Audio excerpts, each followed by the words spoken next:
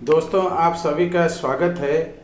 आज हम लोग एक अच्छा टॉपिक के बारे में डिस्कशन करेंगे, special officer for linguistic minorities. जो special officer for linguistic minorities होता है वो 1957 में हुआ था, जैसा कि आपको पता होगा। ये बहुत बड़ा इम्पोर्टेंट टॉपिक है। मैंने सोचा कि आपके सामने इसके बारे में थोड़ा सा डिस्कशन कर लूँ।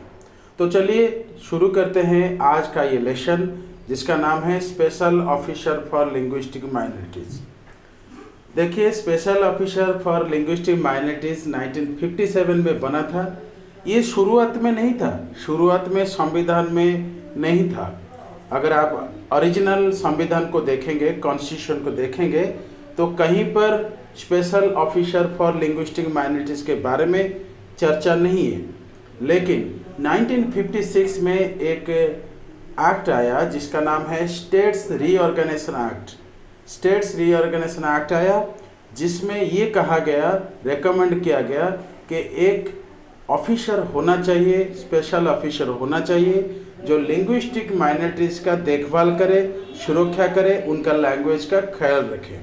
तो इसीलिए जब स्टेट्स रीऑर्गेनाइजेशन एक्ट ने रेकमेंड कर दिया तो सरकार ने एक अमेंडमेंट लाए। पार्लियामेंट में 7th अमेंडमेंट, 7 नंबर अमेंडमेंट आया 1956 में। उसी रिकमेंडेशन बाद स्टेट्स रीऑर्गेनाइजेशन एक्ट जो रेकमेंड किया ऑफिसर के लिए, लिंग्विस्टिक ऑफिसर के लिए, तो पार्लियामेंट में क्या हुआ, 7th अमेंडमेंट पास हो गया। जब 7th अमेंडमेंट 1956 पास हो गया, तब क्या हुआ, 1957 में special officer for linguistic minorities establish हो गया। मैं बताना चाहता हूँ, ये जो special officer for linguistic minorities होता है, ये 350B में है। भारतीय संविधान को अगर आप देखेंगे 350B में है। और पार्ट जो कहते हैं, बहुत सारे पार्ट्स होता है, तो उसमें पार्ट 17 में ये बात कहा गया है। मतलब आप ध्यान रखिएगा, पार्ट 17 में ये special officer for linguistic minorities है और 350B लिंग्विस्टिक माइनॉरिटी बारे में एक आर्टिकल डेडिकेट किया गया। अगर क्वेश्चन आता है कौन से पार्ट में special officer for linguistic minorities है, तो आप कह सकते हैं पार्ट 17।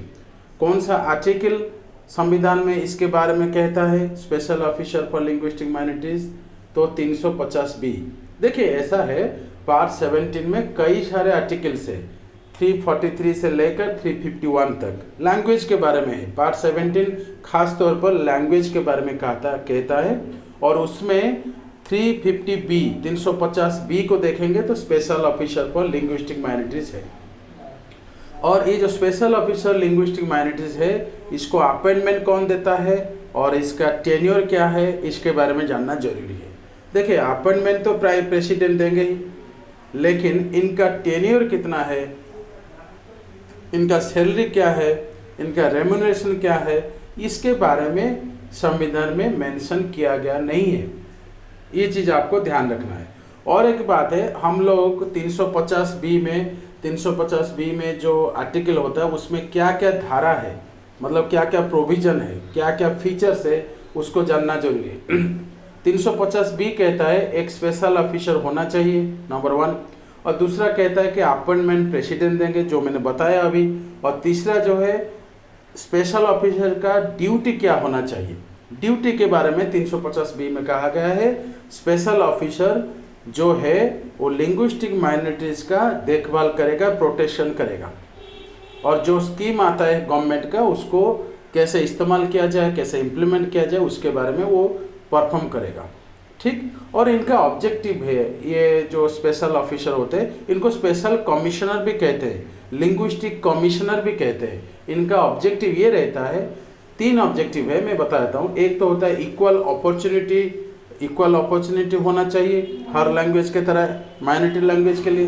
दूसरा, स्कीम वगैरह जो होता है, प्रोजेक्ट आता है, उसको भी इम्प्लीमेंट अच्छे से करे। और तीसरा जो है, सबके अंदर एक अवेयरनेस, जागरूक भावना क्रिएट करना चाहिए, पैदा करना चाहिए कि हमारा लैंग्वेज अच्छा है, इसको प्रोटेक्ट करना चाहिए। ठीक। और एक लास्ट में बताना चाहता हूँ, इनका हेडक्वार्टर कहाँ पे है। जो लिंग्विस्टिक ऑफिसर होता है, या आप बोल सकते हैं special officer for linguistic minorities. इनका हेडक्वार्टर इलाहाबाद में है। कहाँ पे? इलाहाबाद में है, उत्तर प्रदेश में। और इनका 3 रीजनल सेंटर है। एक हो गया बेलगांव कर्नाटक में, और एक चेन्नई हो गया, और तीसरा जो है आपको याद रखना है कोलकाता में। कहाँ कहाँ है? एक तो बेलगांव, दूसरा जो है चेन्नई, और तीसरा जो है कोलकाता में है। ये था आपका special officer for linguistic minorities, जिसको स्पेशल कमिश्नर भी कह सकते हैं लिंग्विस्टिक माइनॉरिटीज के लिए। मैं समझता हूँ इसको आपको क्लियर हो गया होगा, समझ चुके होंगे। कोई भी शंका होता है तो मुझे आप व्हाट्सएप कर सकते हैं, संपर्क कर सकते हैं, कमेंट बॉक्स में लिख सकते हैं। ठीक है, मैं था विकास, आपके इस लेसन के बारे में डिस्कशन कर रहा था, और मैं समझता हूँ आप इसको अच्छे से सुने होंगे। अगर समझ में नहीं आया तो दोबारा सुन लीजिए, ज़रूर हो जाएगा। Thank you for watching, keep sharing, keep learning. Thank you very much.